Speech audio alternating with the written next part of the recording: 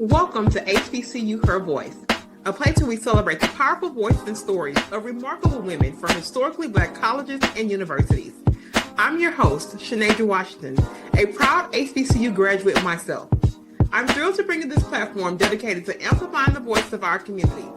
We dive into inspiring stories of resilience, success, and the incredible impact these women are making in the world. From trailblazing entrepreneurs to innovative leaders, we bring you the stories that matter, showcasing how HBCU experiences shape paths and fuel passions. We'll explore challenges, victories, and wisdom. Whether you're an HBCU alum, a student, faculty member, supporter, or simply someone who believes in the power of diverse voices, we are so glad to have you. So listen up as we share insights, celebrate achievements, and uplift our community. Together, we can inspire the next generation of leaders and ensure our voices are heard loud and clear. A grand welcome to HBCU Her Voice. A grand welcome to HBCU Her Voice. It's your fabulous host, JeNae Johnson, streaming from none other than H-Town, Houston, Texas, baby. And let me tell you, I may be a little bit extra because, when I really know my guests, I be beaming with so much pride. They don't know how much I really love them. I love them how I say I love them. That's why I bring them here and let them do their thing, y'all. And let me just tell you, this particular season has gone to new heights. The level of professionalism, expertise, and Black girl magic, let me tell y'all, woo. It's been on display. And today, this guest, I know her. I have worked under her leadership. I am so incredibly proud of her. I will always say that publicly. And I want her to know how grateful I am for her today for even being here, because her schedule, y'all, it be real cray. But she took the time to come and talk to me. And I'm going to kick off with reading her bio. And we are going to bring this beautiful woman to the stage post the reading of the bio. I have the JeNae Johnson here today. She is a best-selling author and founder of CEO of CTM Unlimited, which is an award-winning consultancy that helps organizations harness the power of people, culture, and change to deliver extraordinary results. Since 2017, she has advised leaders at companies including, let's get this, y'all, Shell, Cisco, Boeing, and Electronic Arts, bringing a blend of sharp strategy, bold vision, and practical execution. A Goldman Sachs 10,000 Small Businesses graduate, strategic advisor to executives, and a mentor for the Goldman Sachs 1 Million Black Women, JeNae is deeply committed to helping women scale their businesses, elevate their leadership, and leave a lasting impression and impact. Her coaching and consulting combine what she likes to call corporate courage, which is the willingness to change ordinary and create legendary outcomes. She's also an advocate for Black maternal health and the creator of DD, the Digital Doula, an AI-powered solution designed to address disparities in prenatal care, labor and delivery, and postpartum support. Her work bridges innovation and equity, amplifying voices and solving problems that matter. She is a sought-after speaker and strategist. JeNae has lived here in H-Town for over 20 years after graduating from the Howard University. She is a devoted wife to her husband, David, and a loving mother to 5 children, y'all, ranging from 4 to 22. And they wanted me to make sure I say that was not a typo. I am reading that as it is stated on the document in front of me. So if you're not standing up all over the building, you better stand up now, because this is my friend, y'all, JeNae Johnson in the building. Yes, I am so excited to be here. I was backstage, in the virtual backstage, and I was like, girl, you better read that bio and thank you. And I'm so honored and privileged just to be able to share this time in this space with you. I'm excited, Sineadra, and I just want to start off by saying you have always been a light from the very moment that I met you, from the very moment that we had that first conversation when I was talking to you about helping us with some project work. That first conversation, you were such a light, and you have consistently, every time you show up anywhere I've ever seen you, it has been consistent. I've had the same experience. And child, I can't say that about everybody, okay? Not everybody is a consistent experience, but you have been a consistent experience, and I am honored to be here with you. Well, thank you so much for that. And you see, JeNae, I told you she's serious about her. She come representing. Y'all see it across the chest. Had to do it. Had to do it. Now, there's some other HBCUs that are very, very close to my heart, and we'll get into that. But I'm a Bison. Like, I mean, it's right here. I had to get my crispy Bison shirt ready for this. JeNae, tell us how Howard, why Howard? How did you end up there? Was it always a thing? Was it kind of introduced later? And tell us why you beamed just so heavily with that Bison pride, because it's all over you, girl. Listen, so I'm going to answer the question in reverse, if you don't mind. So the reason why I have so much pride and joy when I talk about Howard, a couple reasons. One, because my experience there was what I believe unparalleled in terms of what I got and how it grew me up. And it wasn't just because we had these amazing professors who held patents and had published works. I mean, I literally had a professor who the textbook we were using in that class was a textbook that she wrote. Like, she was the author on the textbook. So we had just the best of Black excellence and really world excellence at Howard.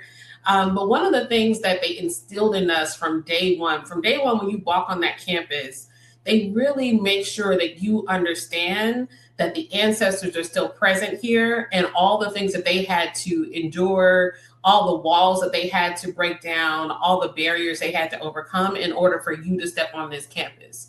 And that if they could have been great in that time period, which they were, then you can be great in this time period because you have fewer barriers, even though we know the barriers still exist. So that was something that was ingrained in us. Like, you are standing on like sacred ground. Like, these are the ancestors who paved the way for you, allowed you to step fully into your greatness. And that was something that was always encouraged. So this is why I'm being with joy about Howard, but also Howard is like having a mini network within a network. So anytime I'm anywhere, we start out by, oh, you're Bison, I'm Bison. We talk about that first when I meet somebody. And then it's like, oh, I'm sorry, I met somebody recently. We didn't even know each other's name. We just knew we both went to Howard. Start getting into, oh, what school? Oh, I'm school of communications. You school of business. Cool. What year did you graduate? I'm on 4. Oh, I'm on 6. And then we were like, girl, what's your name? I mean, that's typically how it goes. So always going to be with pride about Howard. But also, if you know anything about Howard University, and not just the undergraduate programs, but all the graduate schools, it produces the Black doctors that we know of and love, and all the Black attorneys and the judges, and just groundbreaking research. So it produces Black excellence from a professional perspective, and always has, and will continue to do so. So that is why I love Howard University. Now, as far as how I got there, child, it was not a straight path. Now, I want to tell you, like, oh, I just, had this really great high school counselor and she prepared me. Absolutely not. I actually went to another school that was close by Howard, like in the DC area, because I was chasing what? A boy. Like, yes. So my high school boyfriend got a basketball scholarship to go to this small college in Maryland. And we were coming from California, right? So I was like, I know I want to be on the East Coast. I know I want to be out of that California environment. He got that scholarship, and all of a sudden it was a good idea for me to try to apply to that school too. And that's how I ended up in the area. Now, crazy thing is, bro got kicked out after we were there for 4 months, maybe, because he was smoking weed in the dorms. No, I put off the basketball team. If you play any kind of professional sports, they don't play about that kind of stuff, code of conduct, whatever. So you can't just be doing whatever. He was doing whatever, got put out. I was very upset, very bitter, very like, how did I end up here?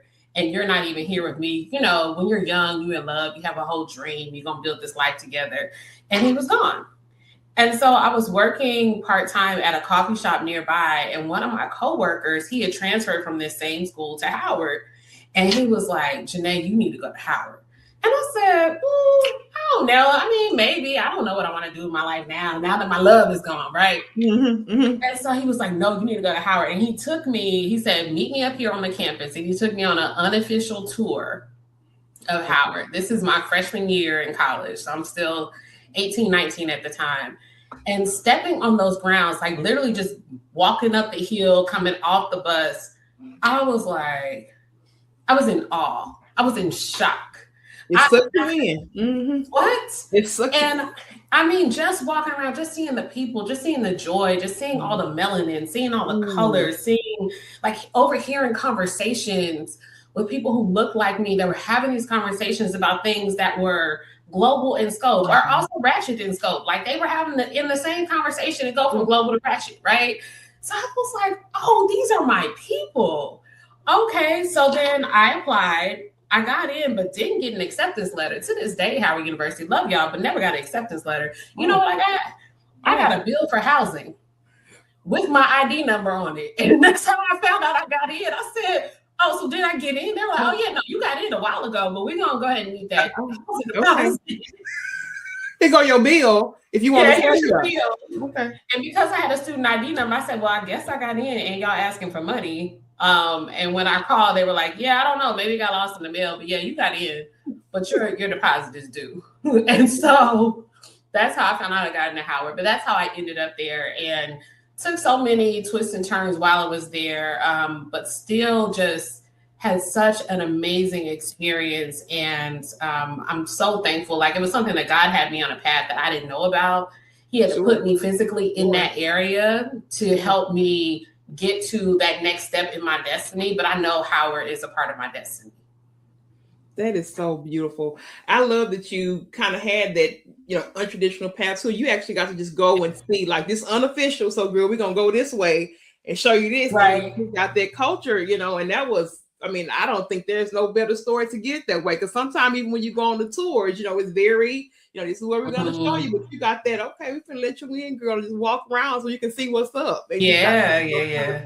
So I love that. But what I love most really about your story is that now it's generational. Now these babies, she got babies, y'all. She got a baby that graduated North Carolina A&T. She got one that's currently Aggie Pride.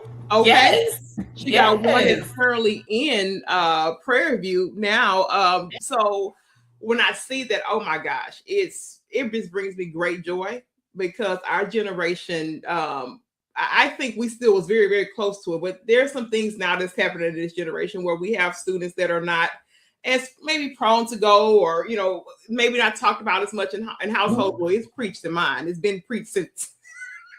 It's been preached. Literally. Oh, okay. Well, I'm just saying, but to see your children now matriculating through our universities, what does that feel like? But you got one that already finished, girl. When I remember when you posted that, I think it was last year, right? Yep, she graduated last year. I said, look at JeNae, got her a baby, an Aggie Pride baby. Aggie Pride baby, yes. Now, one thing I will say, both A&T and PV, I have been so impressed and just moved at their commitment, each university respectively, to ensuring that their students are career ready. And both of my kids, my daughter graduated with an engineering degree, but it was very specialized. So she got her degree in applied engineering technology, which is a hybrid between IT and engineering with an emphasis on advanced manufacturing. So she, from her freshman year, I kid you not, there was never a semester from when she first got there that she didn't even either have an internship, a fellowship, or a student project that was tied back to a company. Like every single semester. And it came from the relationships within her department. So it was the department chair and the professors, et cetera. And so I've just been so impressed to see that. And it paid off because my baby girl had 2 full-time job offers before she even graduated. Okay. And we counter offered on the company that she works for now with the offer that she turned down to say so that she could get everything that she wanted from that first job. And she did. Salary, bonus, relocation. She picked her location. She got her top location, all of these things. And I know that her time at A&T prepared her for that. With my son, it was so interesting because my 2 older kids, they're like night and day. I got one that's like, Mom, I'm only going to A&T. I'm going 1,000 miles away. And I'm going to make this decision during COVID when I haven't even seen the campus. Wow. This is the only school I'm going to apply for. I'm doing early admission. When I get in, I'm going to just work on getting there. Like that was Anaya. She was very, very clear. And then Isaiah was like, yeah, I'm not applying to anything outside of 50 miles from home.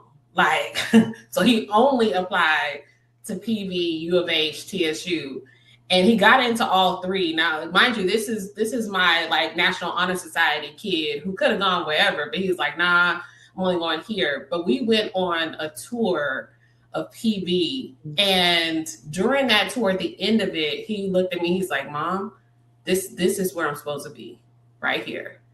And he even at the end of the tour, they were saying, hey, is anybody planning to do Summer Bridge? Now, Summer Bridge is the program they have all the freshman students coming in. It's usually an option.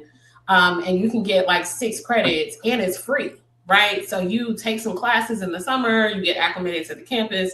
I was already he was going to be voluntold to do it, right? Which is usually how it goes with my son. But before I could even look at him and say anything, his hand shot up like, oh, I'm going. I said, oh, okay, Isaiah. All right. And he has been locked in. I'm talking about that Panther pride is deep in his bones. So he loves his school. He loves his university. He too has had an amazing experience in terms of career readiness. So he's a mechanical engineering student. He has been on an internship for the last 7 months or so, and they've already guaranteed him for the summer. They let him work remotely during the school year. They extended him. And he's already in a pipeline to be hired after he graduates. And that is those examples are like real live living examples of the power of HBCUs, because one thing that I've seen is that if you fail, it's because you had to go try to fail.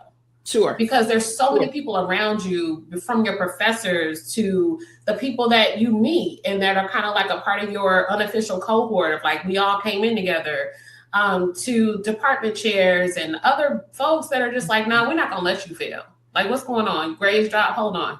Let's lock in. And there is a culture of excellence that I saw at all 3 universities. Love it. But it's kind of like unpopular to not be excellent. It's kind of like, well, wait, you're not on your internship? What's going on? It's like a trend to actually be doing these things. So I could go on forever, child, about all these universities, but that has been my experience with all 3. I love that. And did you see these children are doing things in the STEM space? And I am so loving that. I got a little baby STEM baby in there that just loves to take apart and read. I say, baby, mama is here to encourage that, to have a creative mind. But JeNae said all that to say that them kids smart just like their mama. Their mama is for real smart. And I don't be calling people just smart. I don't just throw that around like that. But JeNae is she is very very intelligent, very grounded, very practical, very transparent, like all these great things that make a good leader. And one of the things that she spoke about when she came on screen is that I did have the privilege to work with JeNae. And I'm saying that from a very prideful place, because you did something and unlocked something for me, and I would never stop and not give you roses like on the spot. I had come at that time still trying to figure it out. I had come from a long corporate career. So when I stepped back into the organization that we were supporting, it was kind of like, oh, Lord, I ain't been back in this. Okay, I'm back. I hadn't been back in the. But they were yes, child. They were a mess. I hadn't been back in the crux of it since, pandemic or COVID. So when I even walked in, I remember walking the campus like, oh my goodness, like this is really starting to kind of take a backtrack and walking in and just the whole dynamic of it. But something about it, people see me on the podcast, different places, and I say this often, they have this idea of what I would be like, right? But I'm actually I'm a science kid by nature, so I'm very analytical. My stance in the room is typically going to be more comfortable reading the room, being more analytical, being, of course, present and keeping my word. But I'm typically not the person, I just want to lead and do. That's just not who I am in the room always. And that part of my leadership was really, kind of slapped at the last part of my corporate career. So to get into a place to feel safe, to feel safe under some leadership I can't tell you the last time I had felt that. So while that just seemed like sorry, JeNae, do not start with that, girl. I'm gonna tell you, I'm always gonna be me, and I'm gonna tell you specifically because sometimes we get so caught up in doing the thing and doing the task and running, we don't understand the seeds that we're planting. We don't understand that. That's another reason why this place actually exists. You know, we love our schools and we love all the things, but we take the time here to say, look, baby, you plant some real seeds. Because for me to sit there and feel safe under leadership, like, hey, I really trust her. Like, I really like her. And, you know, whatever this has to be, no matter how difficult, I feel like that leadership, I'm going to be okay.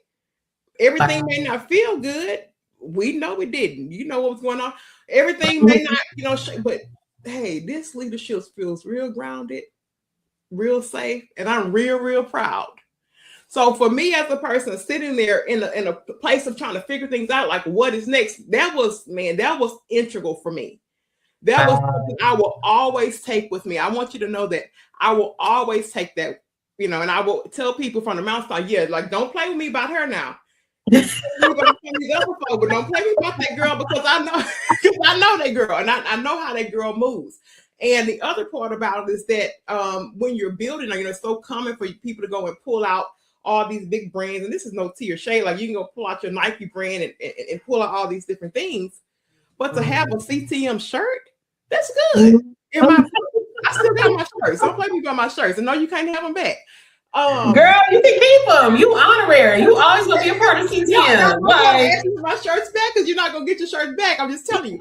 But to have a brand that you're proud of, to have a brand that you know the visionary behind it, to know that this is a woman that is showing up every day, showing up for her kids and doing all the things, that's what's gonna bring Sinead your pride. That's what's gonna always make me a permanent cheerleader, because you don't understand the seeds that you're planting beyond the task. I just want to tell you that. And we're gonna thank you. Interview, and I want no, this is okay. So here's the thing, and I have said this in multiple interviews in multiple spaces, but I would be remiss if I didn't say it here. There were so many times that I wanted to throw it all away, where I was like, I'm done with this. This is too hard. God, clearly I didn't really hear from you, right? Like, I thought I heard wrong. This is going off the rails. And Sinead, you were an amazing person to partner with, and I did trust you because I knew you were going to do what you said you were going to do. But unfortunately, I had so many experiences with other people that we brought on that did not have that same level of integrity. And so after a while, you're like, man, I don't get it right all the time, but I'm really trying my best. And then I felt like I was being preyed on, right? Because of, like, my heart says to open the doors, and also, hey, if I got something, I feel like we could all eat, right? But at some point I was just like, this right here, because the people side was taking me out. Like, it had me in this very office on the floor, like, God, you can have it. I don't need this. I don't want it. I'll go find a job. I'll call somebody in some company. They'll hire me to do something, right? I'll figure it out. But I don't want to do this anymore. So just to hear you say that is so moving to me, and it's reinforcement, because going into business, I tell people all the time, you got to be low-key crazy to be an entrepreneur. And you got to be a little bit off. You also got to have crazy faith too. Sure. And being in that position sometimes is a very hard position. Sometimes there are moments where you're like, oh yeah, nah, I don't think I'm gonna be able to do it. Like, it's too much. It's overwhelming. Or, hey, I don't know what I'm doing. Because it's not like my parents, even though they did a good job in raising me, no one knew anything about business. They couldn't tell me what to do or how to move or any of that. So it was like I was figuring it out by trial and error, and I still am. Okay. I've learned a lot over the years, but it's still trial and error. So I just appreciate you for saying what you shared here today, because it is reinforcement. And I can always go back and watch this recording on those days, and I'm like, oh, nah, this is wild. I need to get up out of here. Like, this, I can't do it. You know, when I know I can, and I know this is something I'm called to. Absolutely. Please do not close the door. It's going to be always be like the old folks you say, you know, new levels, new devils, right? It's always going to be something, right? And that's really how our faith goes, right? At every turn, there's going to be a stretch of faith in some aspect, right? And we just have to keep doing it. So I was like, I would not leave the interview without saying that, because you have to hear that. And for the right ground, what you're doing is really great. I've seen you go in there and fight like lions, tigers, and bears. So you don't even have to tell me. Because it really was some lions. It's still lions, tigers, and bears. Like the corporate people, they stay corporating. The one thing they gonna do is corporate, and that's just always when you are corporate adjacent. As I used to tell our team, like we are the neighbors. What they got going on, that's the family. We the neighbors. We just adjacent, right? So the family start infighting and start with the family foolishness. We need to stay all the way out of it. All the way, because the family gonna do what they're gonna do. We're the neighbors. Let's stay in our little house across the street. If they need something, they need to borrow some milk, some sugar, whatever, they can come talk to us, but let's not even get pulled into that, because it's very easy, whether you work in corporate or you have corporate clients like we do, it's easy to get sucked into that madness and to think that you have to stay there in order to be successful. Like I gotta get involved in the politics and the drama and the lies and the fakeness. Like that's the only way I'm gonna come up. But I've seen different so many times. I've lived different. And I know that you don't have to do that in order to be successful. That's a lie. You don't have to do that. And I think for me, it's always a personal narrative, whether it's in the corporate space or wherever we're out in the entrepreneurial, you have a personal code, right? And you're gonna let these people do whatever they want to, but you gotta get to the end of that road, and you're gonna do it by any means necessary. That don't mean no backbiting, that don't mean none of that. It doesn't mean that. But it's like, what are you called to do? Even with the podcast, this whole recording cycle, these women be busy. Like JeNae, I said, listen, we're gonna get that interview done now. I don't know what you got going, but don't worry about it. You just show up, show shall go on, interview shall be recorded. Because I have been called to do the thing. And all of the other little parts and stuff that get in the way, I'm like, well, that's just life. All I can see is the goal. So me thinking that and really putting that into my code of really excellence in operating, I'm not saying it's always easy, but at the end, I always remember what I am called to do. Yes, that's right. And that is the thing that will always stand forth and firm. But I want to go here, JeNae, because JeNae has had, we talked about the children, but JeNae became a mother early and going through a lot of different things. We've talked about this a little bit personally, and I always commended her for really that particular situation and getting here. And we don't always get to see every little turn. We've walked through a little bit here. Yeah. And she's also a teacher. I always tell JeNae, you've been a teacher. Just teach the people. You've been a teacher. Okay. That teaching experience comes in handy because I don't have it. Yeah, you done it. And you got these babies, multi-generational babies, because the 4 and 5 year old ain't built like the 22-year-old. They like different times. We got it. So I want you to tell me really about how that early experience of really teaching and then being an early mom and now a consulting firm, what lessons still guide you in the journey? Because you just said out of your own mouth that teaching has come to be, very beneficial. So tell me about those guiding principles, kind of thinking back to that place. Yeah. So just for context and for the people who don't know me personally, while I was at Howard, I got pregnant twice.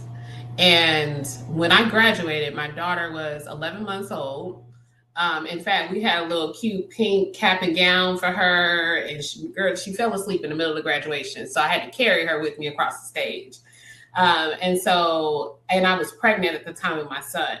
Now, that story is a hard story. It was hard for me to live through that. Their dad, unfortunately, just decided to opt out. Like, as much as I thought we were going to be together forever, again, it's that young love and, we're locked in.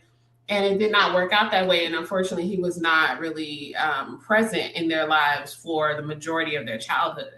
So I was a single mom. And during that time, I went into teaching. And a part of it was I needed time and space just to figure life out. And I knew that I could add a lot of value as a teacher. And specifically, I was an English teacher. And my kids were young. So I needed that time off in the summers. I needed that flexibility where I wasn't working until 6 or 7 o'clock at night, that I could pick them up after I got off from work, school, that we had similar holidays off. And so I'm, again, not saying that it was easy, but it made it easier to work as a teacher. And I also was able to add a lot of value. So I jumped right into teaching. I taught high school, y'all, and I was 23, I think, when I started teaching high school, 23. That's And tough. so first of all, the students thought they were my friends, and I had to remind them, like, please don't let any of this fool you. I'm not your friend in real life. I am here to be your guide. I'm here to instruct. Don't send me a friend request on Facebook, because I used to do that. I'd be like, I'm never going to accept it. We're not friends in real life. Like, we're not peers. I don't care what it looks like. There was also, I taught at a couple of local high schools here in the Houston area, and one of them in particular, there was a lot of challenge with that area because it was traditionally white and rural, and then all of a sudden they had this influx of everybody else moving in. And that's when I was teaching at a particular high school. So we definitely had not just like subtle racism situations. I'm talking about blatant. I'm talking about N-word on the side of the building, kind of blatant. That was happening at that time. And unfortunately, I experienced some of that even among my peers who were teachers, because there were a lot of teachers that had been there forever when it was the old way, before it was all, integrated. I'm using these air quotes, before all the others moved into the area. And so with me being young and Black, it was kind of like, first of all, they would always confuse me with a student. So they would ask, oh, where's your ID? Why are you not in dress code? And I'd be like, again, I work here. But I already told you that 3 weeks ago when you asked me the same thing. Again, I'm a teacher. Again, I'm in your department. I was at the you know what? I didn't recognize you. So it was a lot of that early in my career. But what I will tell you, Shanadra, is what I miss the most about teaching is the mentorship part, because I can't tell you how many kids, particularly Black kids, who would come to my class, and especially those first 2 years of teaching, and say, you are my first Black teacher. I've been in this district since I was in kindergarten, and you are my first Black teacher. And even though I was hard on them and I pushed them and I didn't really take a lot of mess from them, because I was like, y'all not going to wear me out. You're not going to have me crying because some little kid hurt. I'm not doing that. I'm not going to do any of that. I said, but I am going to be here to make sure that you get the life lessons. And I can't tell you how all of them are well into adulthood now. They're in their mid-30s. Child, they got 401ks and 3 kids. Okay, these kids that I used to teach, but I still see them either on social media. One of them I ran into at our office at Industrious probably, 3 weeks ago. Oh, wow. And she was introducing me to her team. And she's like, oh, she was my favorite high school teacher. And let me tell you, blah, blah, blah, blah. And so it's so funny to see how all of that has come full circle. But the mentorship part and not understanding that those high school students, they just wanted someone to see them. They wanted to be seen. And I think that's something that I learned. I learned something about the human experience from teaching. I bring this up sometimes when I'm facilitating sessions with leaders and everybody is sitting in the room quiet. And don't really want to answer my question. I have to remind them. I said, y'all, my first career, I was a high school teacher. So I'm very comfortable just calling out your name. Okay. I'm very comfortable just saying, hey, you over there, right? And I mean, I've said this to VPs, very senior people. And of course they all laugh, but I'm like, yeah, laughing, but I'm serious. So sometimes I use it just to get people moving, and just learning how to facilitate a room and manage a classroom. It definitely helped me understand some best practices around facilitating a room and managing the room when I'm facilitating a conversation or a learning experience or whatever it is, with leaders in corporate now. I love that. And I wanted to bring that up because that's another part of the journey. Like last time, we don't think about why we're in a thing. We don't know why we're in the thing at the time. And girl, you get around that corner a few years. Oh, okay. That's why you had to do that, Lord. And that's why you had to do. I didn't know then. And it really hurt. Ooh, it hurt. It was crazy. But can I tell you? Because I'm like, do you know that? Have I told you this before? I was trying to okay, my plan was to teach for 5 years. Year 6, I was definitely on a farewell tour. I was like, I'm getting out of here no matter what.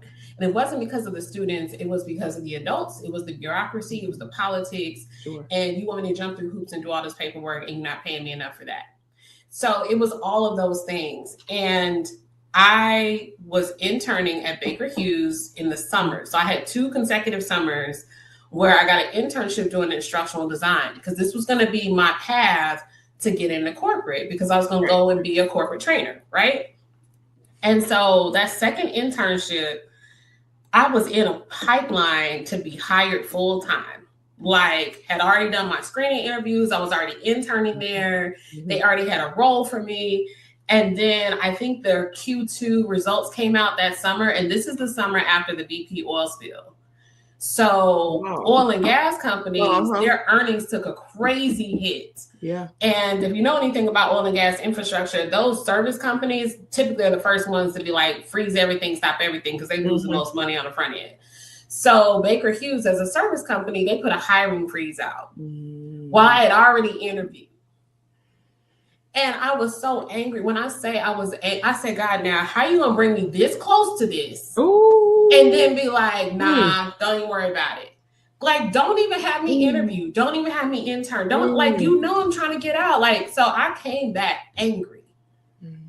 I came back for another school year and I was angry. In that first week of school, this young lady who had been in my class before, she comes to my class and I'm thinking she got an attitude like she always does. And I called her. I said, don't come in here with that. Because I was standing at my door like, if today is that day, just go over here and stand on the wall until you get your life together. Right. And she came to me and she just started doing this to her hair, right? She pulls her hair back.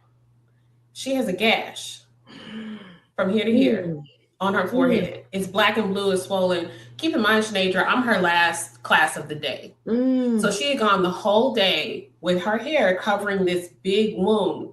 Oh. And I stopped in my tracks and I was like, what happened to you?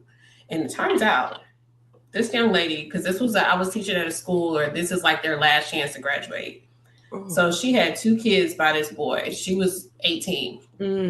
And the boy had pushed her. Ooh. He was abusing her, had pushed her and thrown her into the side of a car, and that's how she hit her head.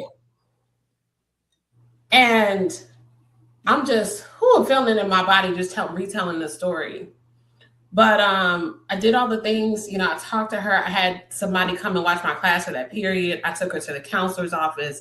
We got the principal involved. We had to call her parents, like all the things, right?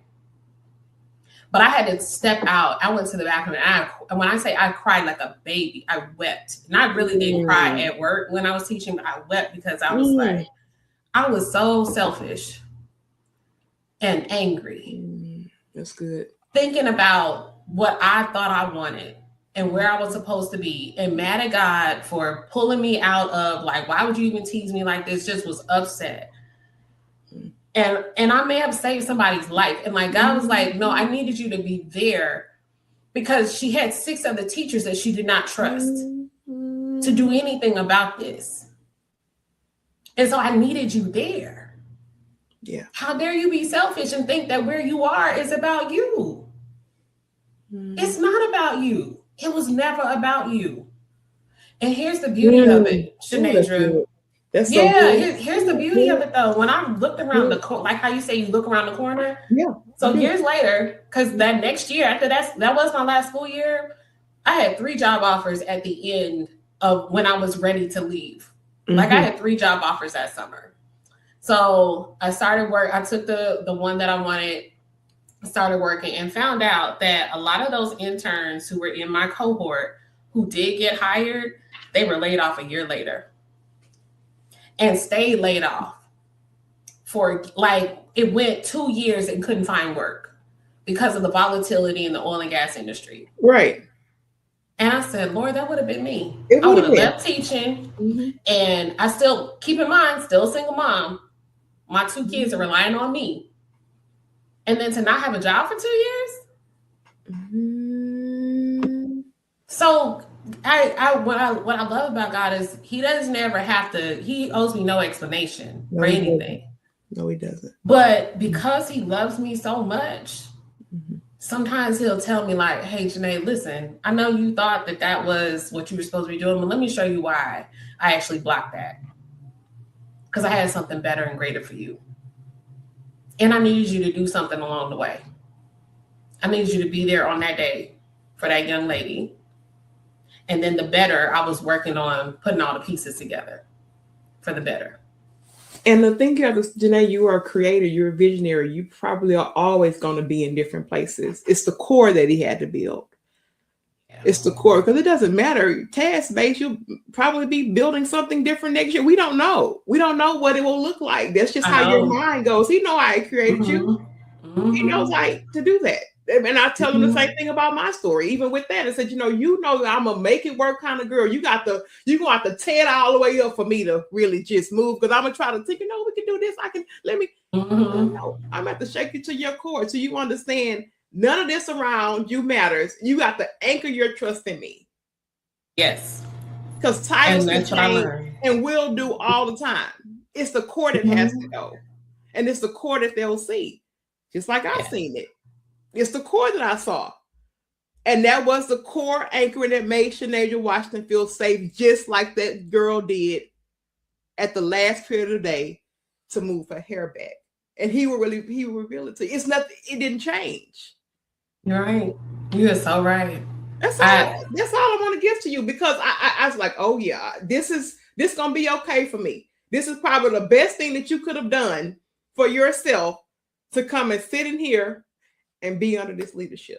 It doesn't matter about the task. You'll figure it out.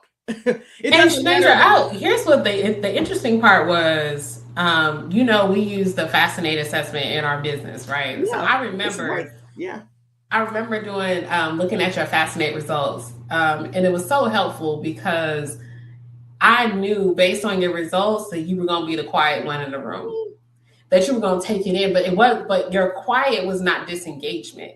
Your quiet was really, I'm taking this in to make sure that when I do speak, I speak with substance.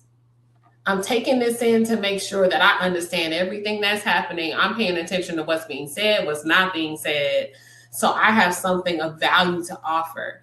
And I remember just knowing what your boundaries were going to be because of who you were, like how the assessment results were.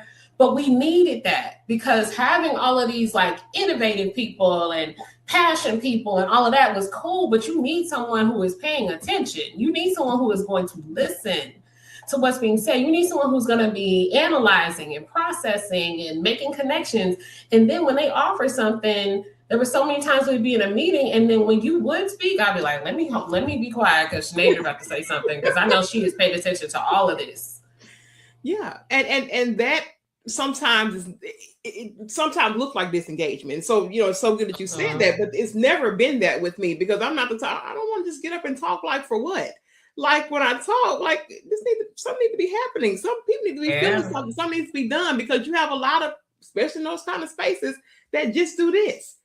And then when it's time to deliver, baby, where are the results? I'm just kind of confused how we've been here for all this time. I don't see anything. So for me and how I'm set up, I just don't have the time to be.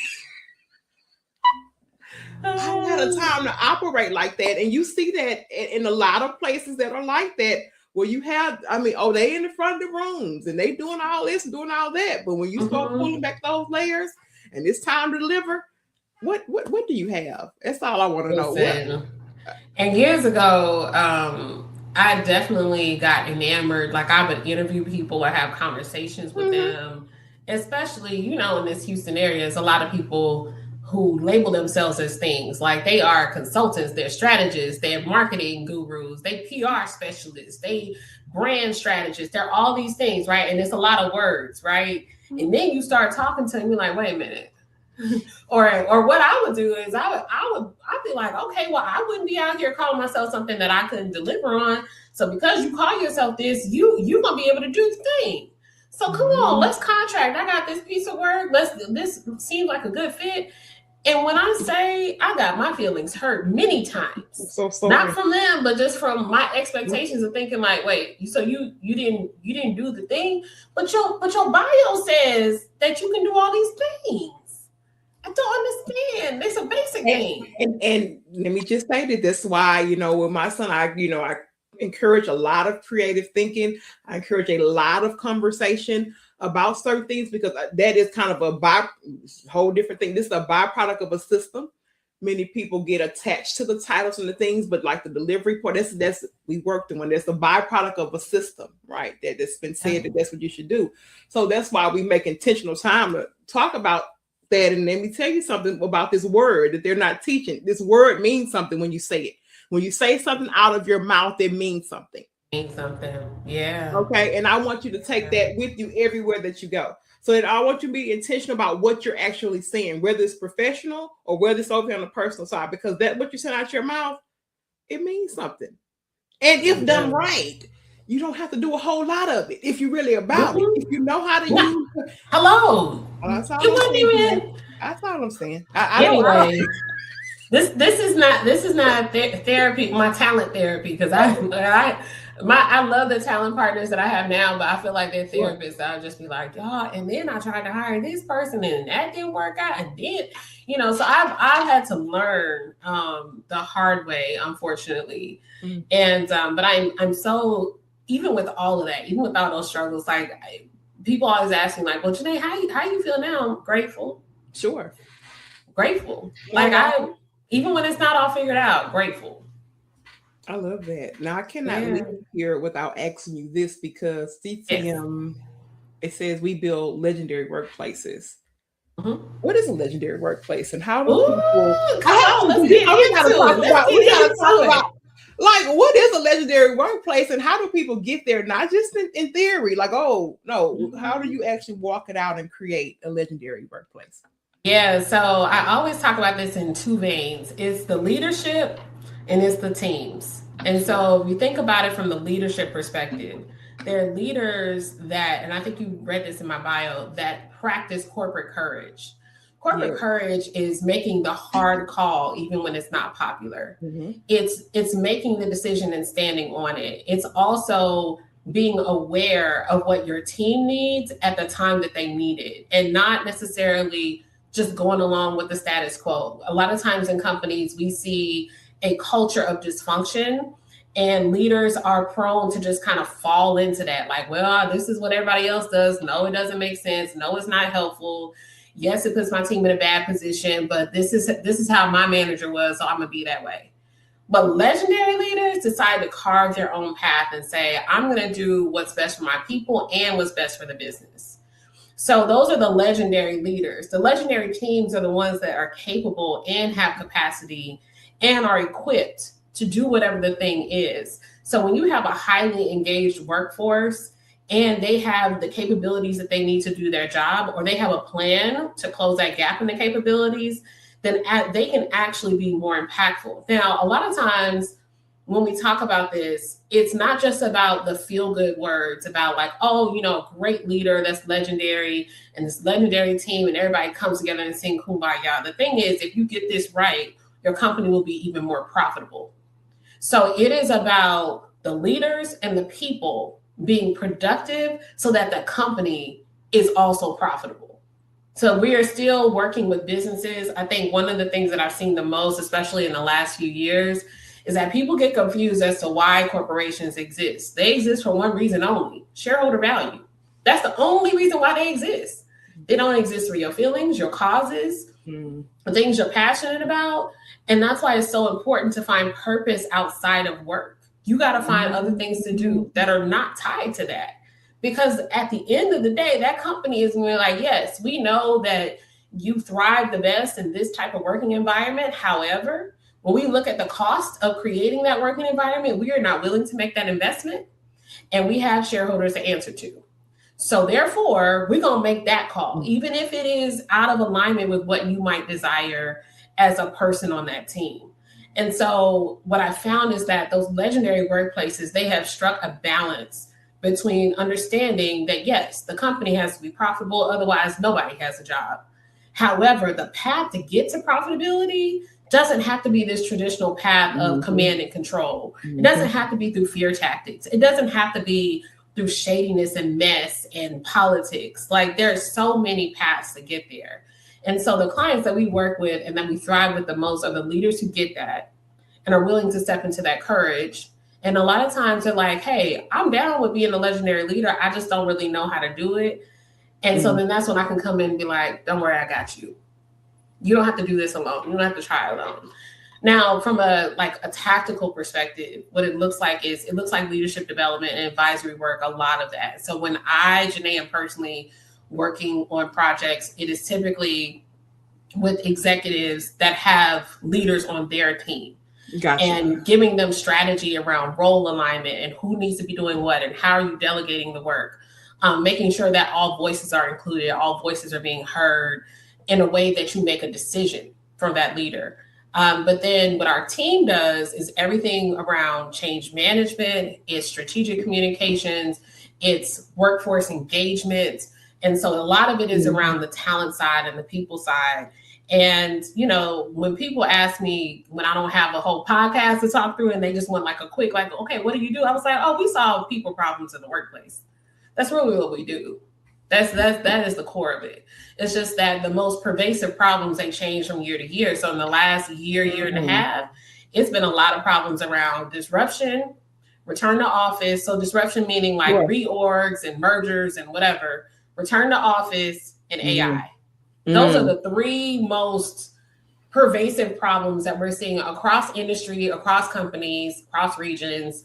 Those three. It is all the disruption around it. And so helping leaders have a strategic plan that has actual outputs and results to be able to lead through that disruption, and also making sure that those teams are equipped to thrive. But that is the work of CTM Unlimited. And there's also something else in there that I don't know what it is. It's a God thing, but it's like, sure. I end up having business relationships with executives that feel open and comfortable enough to talk to me about their quiet pain, to talk to me about what they're struggling with outside of work, to talk to me about why this work thing is so hard because it mirrors something in their personal life, to talk to me about the pending divorce, about the mental health issue, about the sick parent that they're caring for. Like, and that comes organically. It's not because I'm pushing, it's because we build trust. And then they know ultimately, hey, I can trust JeNae. And sometimes they have no other safe space to go, even in their personal life. And so it's something that I pray about all the time. Like, God, you put me in these positions and I just want to be used to be a light to somebody else who needs it. Because I can't tell you how many of these people who we think on paper are successful, and they live in perpetual darkness. But they present well, but they live in perpetual darkness. And that's why, again, that core, she showed us several times throughout this interview why that part of JeNae is what's going to always shine through. And I want you to always remember that on the hardest days, JeNae, because that is nothing small. That is a calling that is God-given. And he gave that to you to walk this space with. So whenever you feeling like, oh, I want to roll on the floor, girl, don't give it up. Just call me. I will. I'll be like, JeNae, I'm down here right now, girl. You better not, because that is truly a God-given calling. And he will, and it may not even make sense, but he will send you in the places that he deems that you need to go and that he sees fit for you. That's right. I know that's right. I know that's right. Yes. And that I really know. I want to make sure we get these last couple questions in for sure. One of the other great parts of working and helping with CTM was the dynamic of JeNae and David. Beautiful display of Black love and Black excellence. And I say that proudly. Okay. Just love it. Just such a strong bond and support system. And, you know, working together can be something. And then we have our marriage and we have our children, all the things of life, right? Tell me how you protect your marriage in working. I just want to say this because this is heavy here. How do you protect that marriage and building something? This is a good question. So here's what I'll tell you, JeNae. David and I have come in and out of different working arrangements, working relationships. Yeah. So when you were working with us, he was like full time, and it was something that we sat down, prayed about, had a conversation, and it was like, okay, I have a need here. He had been laid off during COVID. And so instead of going to like go find a job, it was like, but I have a need over here. Sure. And so we made that concerted decision to come together. And I will tell you, it wasn't always easy to work and be married. It wasn't always easy. Now we have since he's gone his direction, I've gone mine, but we still partner on so many things. I mean, he's actually my number one advisor. I'll be honest with you. Mm-hmm. So when I'm about to make a decision in the business, I will talk to him, and he will tell me even the order in which to hire people. He'll be like, okay, you got this role, this role, this role. This is what the project scope is. You need to talk to this person. Have you thought about doing it this way? And so it gets me thinking to where now I can go and execute. And I also trust he's always going to have my best interest at heart. Mm-hmm. He's always going to be he has always been my number one cheerleader, no matter what our working status has been. But one of the things that we've had to do is really understand that our marriage is a ministry too. That's good. And that's challenging too. But we have come into community with other married couples to learn from them. And also, it's a reciprocal kind of thing where we pour into them, they pour into us. And seeing that example, and also everyone in that circle that I'm thinking about, they're very transparent about the challenges they're having in their marriage. So it gives us permission to be transparent too, but also to get that trusted godly wisdom on what to do about it. And so I think all of those things help us to preserve our marriage, but it's also little things that we do on a weekly basis. Like when I'm traveling, I make sure that no matter how busy I am, I don't go the whole day without talking to my husband. We talk in the morning and we talk before I go to sleep at night. And if we don't, for whatever reason, one of us is called the other. Like it's something that is an unspoken rule between us, but we always do it. We don't part ways without, I'm traveling for work or something. I'm in California and I haven't talked to my husband in 2 days. Absolutely not. Like we always make a point to actually get on the phone and talk. We also pray every morning together. And mind you, that does not preclude us from those attacks of the enemy, right? But what it does do is it anchors us back to what matters the most and being connected to God. So those are some of the things that we really do, being around community, making sure that we have some rituals around our communication and connection, even when we're not physically together, and making prayer at the core of everything that we do. I love that. Now, on the tail end of that, you are building very fiercely, very intentional. You lead very boldly. How does JeNae Johnson honor rest? How do you honor rest? Oh, we could have started with this. Okay. So first of all, I have a lifestyle of rest. And what I tell people is think about intermittent fasting. I'm intermittent resting at all times. And I love it because at the end of 2024, I hit a wall, and I was in, when I say like burnout and breakdown, I'm talking about I was like, here's a list of things that I will no longer be able to do until further notice, because I can't. And from my physical health and my mental health, I was suffering. And even though I didn't want to rest, I was forced to. Like there was no other option. It was literally like rest or nothing. This was the only thing I could do. But I discovered a book, Rest is Resistance. And it is a book that I live by. It's by Tricia Hersey. And her premise, there's so many things about that book, but it's really a love letter and a call to action to Black women who have been overfunctioning. And what her thesis around this is that we are spirit beings in natural bodies, and our spirits need rest like our bodies need food. So just like when we skip meals and we feel lightheaded and we're like, ooh, I don't know, when you don't feel well, when you don't eat, you're not going to ever be your best self when you don't rest. And your rested mind is more strategic, it's more creative, it's more impactful, it's more powerful. You are articulate, you are sharp, the way you show up. So a lot of times we've been operating from a place of exhaustion. And we've been conditioned to say, I have to do more, especially as a Black woman. I got to do twice as much. Absolutely not. It's a lie. It's a lie. We actually don't have to do twice as much. But we have been conditioned to think that. We also have seen our mothers and our grandmothers and our great-grandmothers experience trauma and then still keep going. And not ever pause the process, not ever pause to heal. So I learned all of this through my own breakdown. I had to go to a place that was dark, that was scary. And I also had to let things fall apart, JeNae.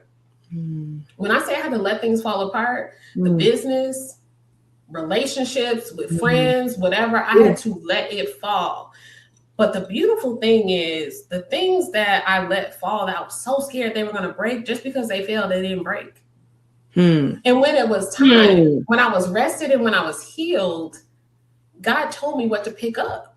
And some of that stuff still need to be, he was like, don't pick that up, because that wasn't for you anyway. Nobody told you to do that. Oh, man. Why are you doing this? Why are you doing it this? Like, where are you getting this from? And so it even changed specifically the way that I structured the business, the way that I run the business. And what I can tell you about 2025, last year, collectively, I probably only worked 9 months, not even 9 consecutive months. It'd be a week here, a week there, 2 weeks there. And again, I was content to let it all go. The offices, the clients, the team, I wasn't fighting for anything. I was just allowing it to be. And what I can tell you is that I made more money last year than I did in the previous year, and worked less. But I prioritized that rest. I prioritized that time with God. And I mean, and it's a scary thing. It takes a lot of faith to do that, because you're like, wait a minute. I mean, you read my bio. You know how many kids we got? We are a 2-income family. So it's like, wait, you're not gonna work? Like, what's supposed to be happening here? And again, it wasn't that when opportunities would come, I would work on those opportunities, but God also had to slow me down so I could get aligned. Because I was taking on work and doing business in a way that was, 1, not sustainable, 2, very expensive, and 3, was wearing me out. So God was like, yeah, stop all of that, actually. And let these clients go, the ones that are not really for you and not aligned. And what I can tell you now in 2026, standing before you, is that I have never been more in love with my business than I have been right now. I love it. Oh, I love it. Never. Oh, I love it. And, that was one of the things I first wrote about when I left corporate. And the thing that you said was that we having to work twice as hard. And I've told this story a couple times on the podcast. Is my great grandmother. I met 3 great grandmothers, and one of them was, like, I believe in my mind, my very first friend, born in 1921, and had her till I was 17 years old or 18 years old or so. And she was a fiery lady. She had her way about her. But one of the things she told me, and this is one of the things that was etched in my mind, she said, "Baby, you're a smart girl, but when you go in there and you go into those places, you're gonna have to work twice as hard." And she told me, put my head down, and she told me, get my job done. And she told me that's what she knew. And that I didn't, and I had to really unwork this, because and that was what I did. Like, I knew how to get the thing done. Like, I would just punch it out. And when I got to the end of that and feeling so much burnout, I had to start unwriting some things and figuring out, like, okay, well, how did this even come about? Where did this come from? But that was actually one of the first things I can remember her telling me as a small school-age girl. And I had to stop and honor her story and give her respect, because like you said, that's all that she knew in her time. That broke my heart.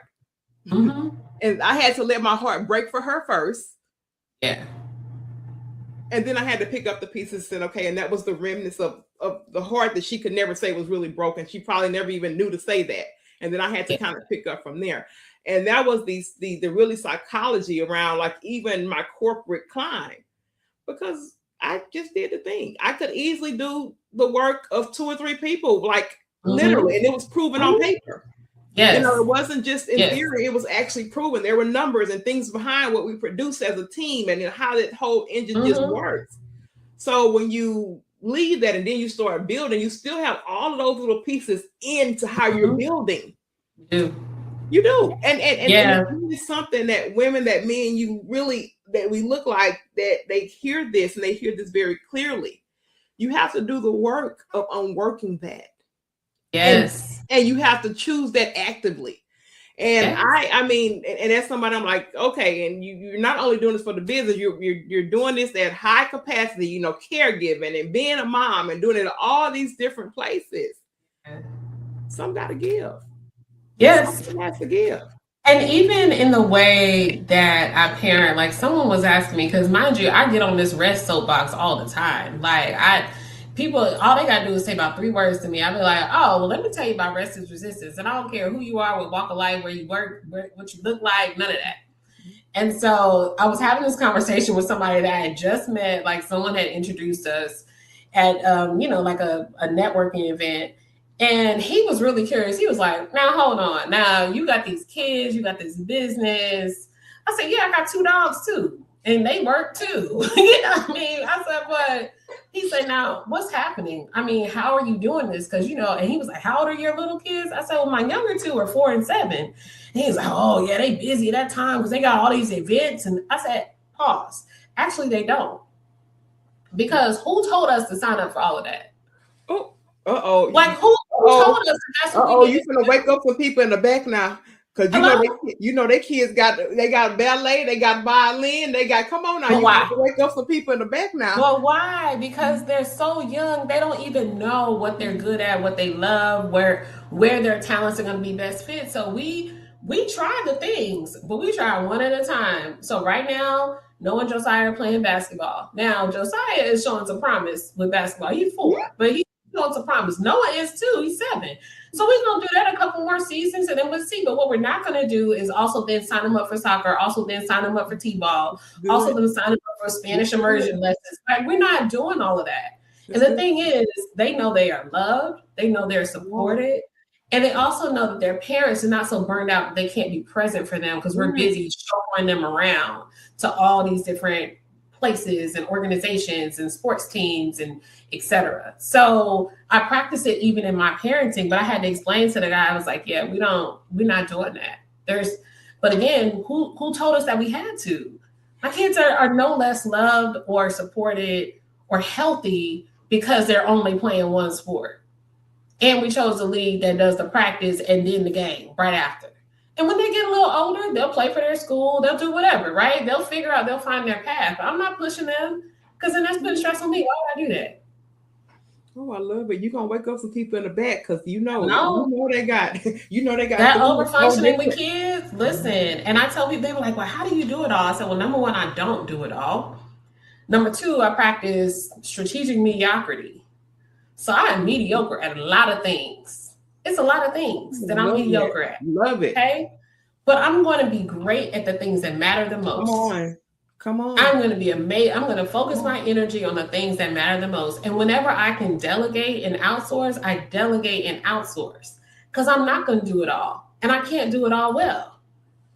So yes, I'm going to have a housekeeper come and clean because I don't have 5 hours to clean this house and to do all the laundry and to still work and to still be present and to still rest. So what happens is if you start cutting into my rest budget, now it's either no, I'm not going, or I'm not doing it, or I need to find somebody else to do it. In that order. Because I have a budget of rest and like you can't cut into that budget. That time is set aside. I think this is an excellent segue into, so I think what will be our final question, because when you think about all the things you say, my kids are, they're no less loved. We're doing what really matters. And I got one that's, starting her career, one that's about to start his, and, some other things. If your kids, if someone said, hey, your mother is JeNae Johnson. Who is JeNae Johnson? And just give us something about JeNae Johnson. What are you hoping they're saying? And I like to ask that question because I tell people my story all the time. I said, it doesn't matter what I do for whatever time I have in this space. I am not okay with leaving this earth without that boy knowing his mom's story as a woman. Okay. And that is my ultimate thing. So I tell him, mommy may be doing a lot of different things. Mom, you may see me serving. You may be seeing me do all the things, but I'm not okay with you not knowing who this crazy girl on the north side of Houston, Texas. You don't know side that north. All right. North side of Houston, Texas, who I really am. So those deposits help me in the way that I show up, in the way that I deliver, in the way that I even converse and speak over him, because that part of me is what matters. That he knows me and he knows that I love my Father in heaven. That's what he has to know. So from you, JeNae Johnson, and you. What my kids say. So what's funny is my son Isaiah, who's 21 now, when he was in the 2nd grade, got into some trouble with his teacher. He was talking or something. And the teacher said, I'm gonna email your mom. And you know what he said to her? He looked her in the face. He said, oh, you could try, but she's on a jet. And mind you, I was flying commercial. This is when I worked for Waste Management Corporate. And they were sending me to do a training. And in his mind, I was on a jet. And so he also didn't understand how email worked. Like, I'm still gonna get it, son. But he was kind of like, yeah, my mom is just, like, he said it in a way like, I mean, you know, she on a jet, so you can try, but you can try. You're not really gonna be able to reach her. And I thought, first of all, he still got in trouble because, like, what are you doing? Why does the teacher have to email me? The teacher and I laughed about that, but it spoke to his perception. Like, even before I was on a jet, in his mind, that's my mama. She on the jet. She doing big things. We don't really know what she does. We just know she does big things, right? So I think my older two, they now, I can't tell you how many times they will hype me up to their friends. They'll be like, Mom, talk to blah, blah, blah. And they'll be like, oh, I'm so happy to meet you. She told me all about you. This is especially Anaya's friends. Isaiah will bring his whole crew from PB. They come to the house. Like, they're my kids too. Like, I claim all of them. And so I think my older kids, they have more of perspective of what I actually do because they are older. But they also remember me being a teacher. They also remember when we didn't have no money to do anything outside of just feed ourselves and make sure there was lights on. Like, they remember not going out to eat. They remember not taking trips. They remember that, but they also have seen the progression over time. And so they both would say, my mom was a little crazy, but she's a woman of faith. Love it. Like, when she really gets a word in her spirit, she gonna go on it, even when it doesn't make sense. And I think for my younger two, I really try to find moments of fun and joy with them. So we sing silly songs. I have this thing where I make up stories when I'm driving in the car. Like, I'll just start telling a story. Once upon a time, there was a little boy named Josiah, and they love it. They ask me, like, Mommy, can you do a story? So they would say, like, oh, she tells good stories, and we like her spaghetti, and we sing silly songs together. Like, that's what they know, and that's why I want them to know at this age. They also know I own a company because I had to explain to them about work. Because my little one, he was like, Mommy, why did you have to go to Canada recently for work for a client? And he was like, why are you in Canada? I said, because I have to go to the offices with my clients. He said, but why? You have your own office. And he wasn't wrong. He said, what you doing? And do okay. Yeah, he said, you got, he's 4. He's like, but you got your own office, Mommy. Why you need to go there for an office? I said, well, son, but their office is there. And then I have to come back to the hotel to go to sleep. And then I go back to the office the next morning. He said, well, Mommy, you got your own bed. Why are you sleeping there? Like, when I say in his mind, he's like, you supposed to be home with me. I don't understand that. And also, everything you need, you already got it, Mom. Why are you going over there to get what you already got? So I was like, oh, I'll take that word, son. He was just saying, but you know, they say I don't want the babes, so they'll get you like this real quick. I know. He's trying to work it out. That's all I'm saying. You know, I know. I love them at that age because they haven't been tainted by too much. It's just free thought. It's true. And I love them. It's such a pure place. Now, JeNae, let me just say thank you, of course, for being here. This is the part in our show where we seek our guests for final thoughts. We ask them to give some great parting words for the space and really something that captures the essence of JeNae Johnson. I'll kill with you for final thoughts. I'll be back to close the show. Things in my life, learned a lot of things in business. And the one thing that I think has been most impactful is learning how to listen to that inner voice. And I'm speaking to believers and non-believers alike, but to my believers, the Holy Spirit will tell you what you're supposed to be doing. And one of the things that I learned from reading the book, Rest is Resistance, is that oftentimes we have been ignoring our bodies. So your body will tell you when something is not right, or when something is right, or when something feels uncomfortable. And so I have learned to listen to that spirit inside of me, but also to listen to my body. Because a lot of times that's how God is communicating to me on what I need to do or not do, how I need to move forward or not move forward. I think the other piece is that rest is so vital. It's so critical. I can't tell you how much I have learned and grown over the last year and a half just by having a practice of rest. And it doesn't mean that everything has gone well. It doesn't mean that there haven't been challenges. There's been a lot of challenges, a lot of things that have gone left. But coming back to that place of rest, and it doesn't mean just laying around and taking naps. It is taking naps, but it's also taking walks. It's also watching a favorite movie. It's also reading a good book. It's also cuddling with your loved ones and wrapping up in a blanket.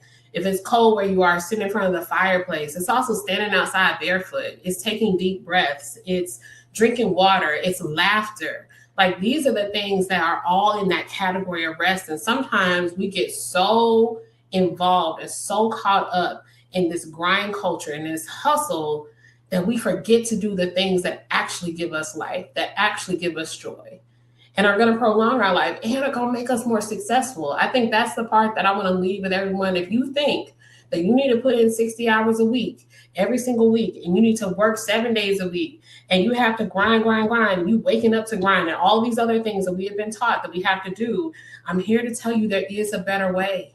There is another way that you can get to that place of success, whatever those goals are.